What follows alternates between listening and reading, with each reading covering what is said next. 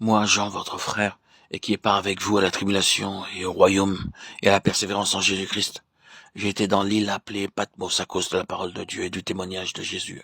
Apocalypse 1:9. Permettez-moi de poser cette question. Ne sommes-nous pas les frères et sœurs de Jean? S'il en est ainsi, partagez-vous avec lui cette tribulation, ce royaume et la persévérance en Jésus? Avons-nous de la sympathie dans le sens original du terme, c'est-à-dire souffrir avec quelqu'un, à l'égard de ce qu'il a ressenti et de son expérience? Ou avons-nous choisi le chemin large et marchons-nous sans aucune difficulté dans cette voie? Ce n'est pas parce que vous croyez au royaume que vous y entrerez. Et ce n'est pas parce que vous avez une certaine connaissance du royaume que cela sera aussi suffisant pour y entrer. Vous avez besoin de réaliser que pour entrer dans le royaume, vous devez suivre le même chemin sur lequel Jean a marché. Autrement, votre entrée dans le royaume n'est simplement qu'un idéal. À cause de sa fidélité à la parole de Dieu et au témoignage de Jésus-Christ, Jean fut exilé sur l'île de Patmos. Cette île est située dans la mer Égée au large de la Turquie actuelle. Elle est rocheuse et déserte. D'un point de vue humain, Jean a dû se sentir bien seul. Et cette expérience était pénible. Mais il ne s'est pas plaint, ni n'a murmuré, car il savait pour qui il souffrait. Louange et grâce soit à notre Dieu. C'est dans de telles circonstances que le Christ glorieux lui apparaît et lui donne une nouvelle révélation et un renouveau de confiance.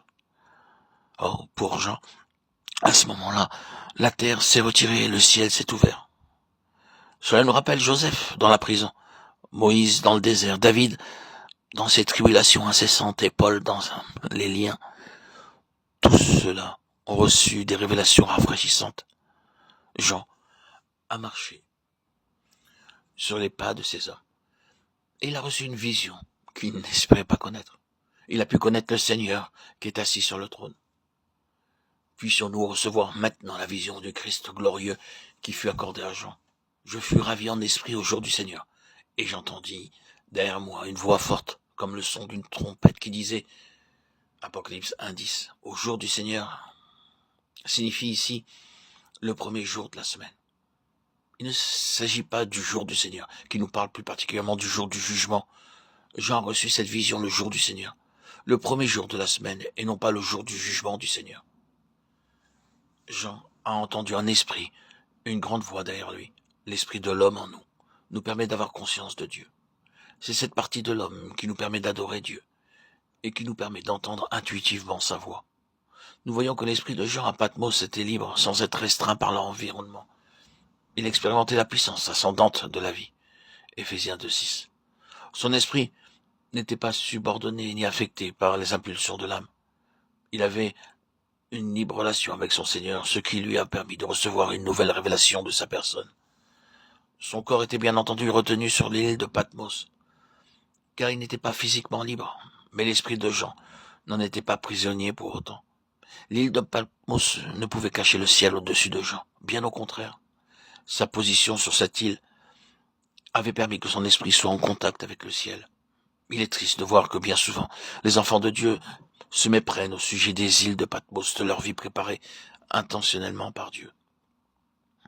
Sur cette île de Patmos, Jean a vécu une expérience très particulière. Il a été conduit par le Saint-Esprit à sortir de lui-même et à entrer dans les réalités spirituelles, afin d'entendre la parole du Seigneur.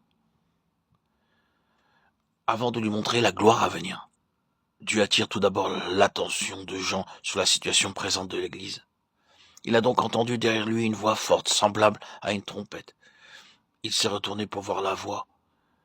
Que devait lui dire la voix semblable à une trompette?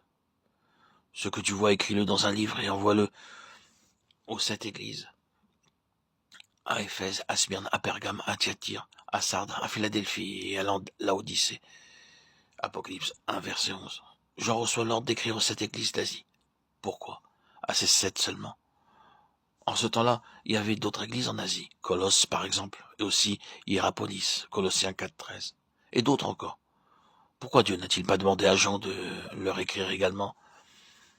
C'est parce que 7 dans la Bible représente le chiffre qui parle de la perfection. Dieu a choisi ces 7 églises locales pour représenter l'église universelle. Les différentes conditions de l'église de Dieu. Après la période des 12 apôtres, et ce, jusqu'à la seconde venue du Seigneur, sont donc caractérisés par cette Église.